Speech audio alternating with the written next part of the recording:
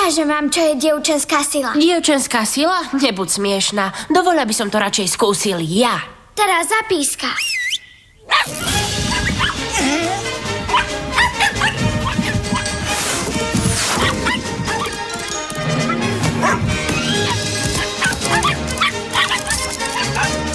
Keby som bol rýchlejší, mal by som zajtrajšie noviny.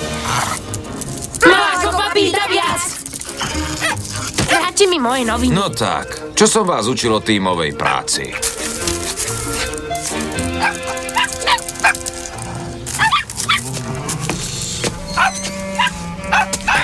Viem, že sa ich snažíš vycvičiť, ale nemôžeš mi noviny nosiť sám. Budú mi veľmi chýbať.